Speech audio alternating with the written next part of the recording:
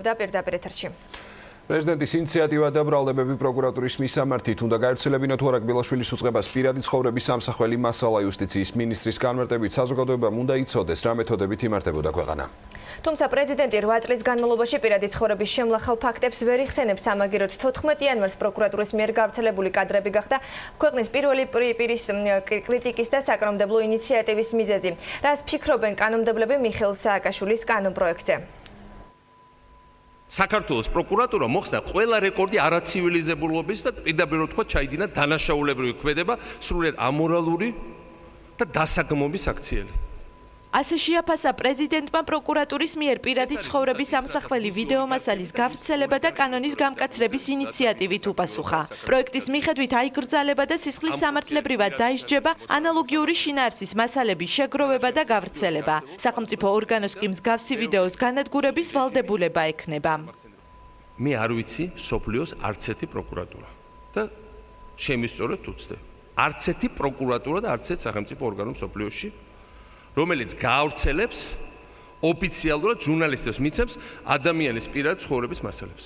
ეს არის ზუსტად ის, რასაც რუსი ოლიგარქები და რუს ოლიგარქებს გაზრდილი ადამიანები სწავლობდნენ 90-იან წლებში რუსეთში. რაც ისწავლეს, იმას აკეთებენ დღეს საქართველოში.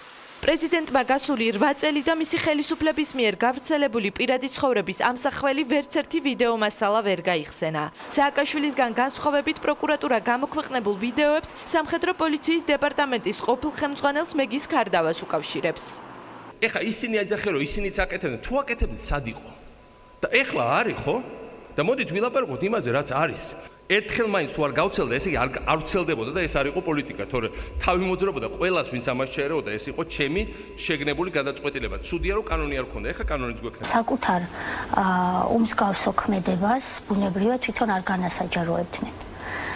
ეს განასაჯაროა პროკურატურა ახალი ხელისუფლების პირობებში. პროკურატურა და მე არ ვეთანხმები პრეზიდენტს, როდესაც ამბობს, რომ პროკურატურა მაჩვენა არაცივილიზებულობის მაგალითი, პროკურატურა მაჩვენა თუ როგორ არაცივილიზებულად ეპყრობოდა საკუთარ მოქალაქეებს წინა ხელისუფლება. სააკაშვილის ინიციატივას აფასებენ საკანონმდებლო ორგანოში. უმრავლესობისთვის პრეზიდენტის კრიტიკა მიუღებელია, უმცირესობა კი პირველი პირის ინიციატივას დადებითად აფასებს.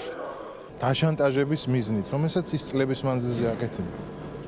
და ეხლა ვიღაცა სხვას მოუწოდებს რომ ეს განადგურდეს, ნუ ეს რა ვიცი, მე მგონი ცინიზმია და მე უბრალოდ ურჩევ ადამიანებს რომ შეეგუოს ამას და შვიდად წყნარად გალიოს თავის დღენი პრეზიდენტის პოსტზე. წინა ხელისუფლების გარკვეული წარმომადგენლები ასეთი ტიპის შანტაჟს სრულად ამაზადებს, ჩემი აზრით იყენებდნენ მოქალაქეების მიმართ. მე ამჯერა რომ ეს ხდებოდა მხოლოდ LGBT მოქალაქეების მიმართ და დარწმუნებული ვარ თუ ესეთი ჩანაწერები არსებობდა, იქ უნდა არსებობდეს კიდევ სხვა ჩანაწერებიც არა LGBT მოქალაქეების მიმართაც, ამიტომ მათი განადგურება არის ძალიან მნიშვნელოვანი, თუ ესეთი ჩანაწერები ნამდვილად არსებობს. მეორე რიცხვი ძალიან მნიშვნელოვანია, რომ ის ადამიანები, ვინც ამით იყვნენ დაკავებული, ძალიან მკაცრად დაისაჯონ. საქართველოში პირადი და ოჯახური საიდუმლოების უკანონოდ მოპოვება, შენახვა და გავრცელება სისხლის სამართლის კოდექსით 1998 წლიდან ისჯება.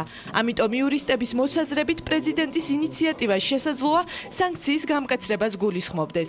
მოქმედი კანონმდებლობით პირადი საიდუმლოების უკანონო მოპოვება 3 წლამდე თავისუფლების აღკვეთას ითვალისწინებს, თუმცა სასამართლო პრაქტიკა არ არსებობს.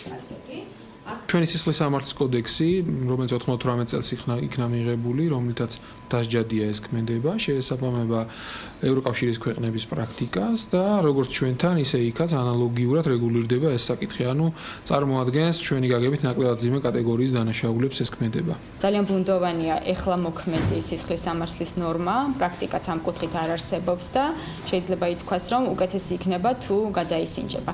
მიხეილ სააკაშვილმა ახალი ინიციატივა რეზიდენციაში შეკრებილ ჟურნალისტებს გუშინ გააცნო. პრეზიდენტის ადმინისტრაციის ცნობით კანონპროექტი მზად არის. მისი წერილობითი ვერსია კი საჯარო მცირე შესწორებების შეტანის შემდეგ გახდება.